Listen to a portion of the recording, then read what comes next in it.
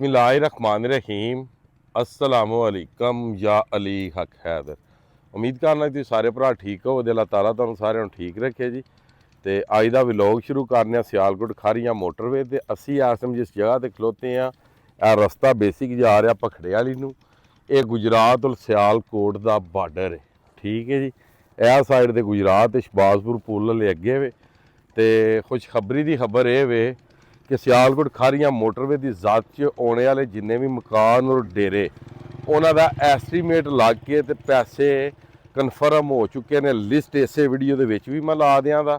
अगे जिन्होंने दी लिस्ट में ना ने वो भी तुहानूं पता लग जाएगा कि किन्ना दे किन्ने पैसे आए हैं, तो उन्हों की सी डेरा सी घर सी जो भी मसलन यह डेरा हो गया, वो डेरा हो गया।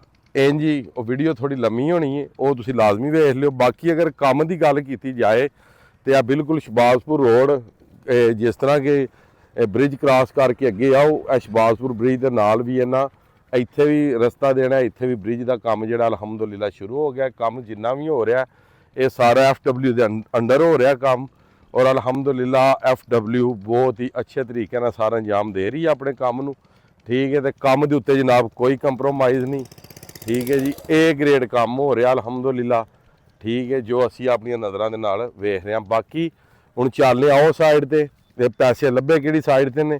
जिला गुजरात मसलन जिहड़े कन्फर्म हो गए ने, चैक कर लियाने ने। मोटा कलां डेरा, ठीक, उत्थे काफ़ी ज़्यादा घर ने।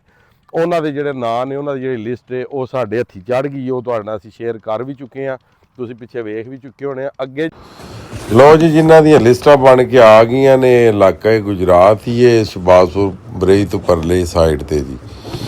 अच्छा, शराज हुसैन वल्द वलैद हुसैन 11,99,860, जुल्फकार मोहम्मद बशीर 17,91,300, मस्जिद उमर फरूक 62,11,817, गुलाम मुर्तज़ा वल्द अल्लाह दिता 59,47,200, गुलाम नक्की जनाब वल्द अल्लाह दिता 8,41,680, नंबर 6 ते बशीर अहमद वल्द अल्लाह दिता, ठीक है जी। 1,41,000 खादम हुसैन वल्द सरदार हाँ 37,44,256, अगे गुलाम खालिद वल्द सरदार हाँ 36,94,840, अगे नवे नंबर ते जनाब इकबाल अरशद वल्द लतीफ मोहम्मद बूटा, ठीक है जी 24 लाख।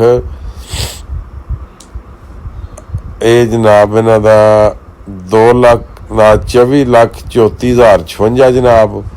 उस तो बाद अगे जी 10वें नंबर ते गुलनवाज मोहम्मद बशीर, इन्हां दा जनाब आया 26,61,343, नंबर 11 ते अजमतुल्ला वल्द सरदार हाँ 8,34,617, मुदस्सर इकबाल वल्द ज़ियाउल्ला 14,54,400, थले जनाब मेरी खान मोहम्मद वल्द सरदार हाँ 3,77,173, हुसैन अल्लाह वल्द सरदार हाँ इन्हां 8,96,526, असगर वल्द मोहम्मद शरीफ 37,35,817।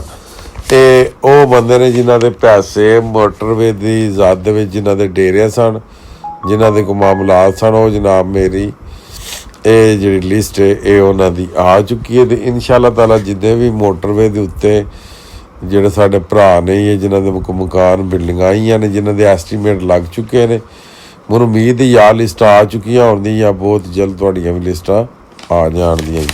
बाकी अगे तुसीं सारी वीडियो वेखो। असी इस टाइम जनाब मेरी मोटियां दे डेरे बैठे हैं ला जिहड़े सलाब दे मुंतासरीन सन, तुहानूं भी पैसे लभे सन जी? लभे ना जी, लभे। इसे तरीके नाल सलाब दे मुंतासरीनां नूं भी पैसे लभे ने, जिन्ने जिन्ने बनदे सन उन्हां नूं आए। हुण इंशाअल्लाह ताला जिहड़े मोटरवे दे मुतासरीन ने पैसे उन्हां नूं भी लभणगे, परेशान होने की जरूरत नहीं। तो हमेशा असां रिपोर्ट वो दित्ती है जिहड़ी ऑथेंटिक ते 1 नंबर रिपोर्ट होंदी है ना। अलहमदुलिल्लाह अज तक 2 नंबर रिपोर्ट दी है तो ना असां देनी है, ठीक है। जिहड़ी भी असां रिपोर्ट दी है सबूतां नाल देनी है।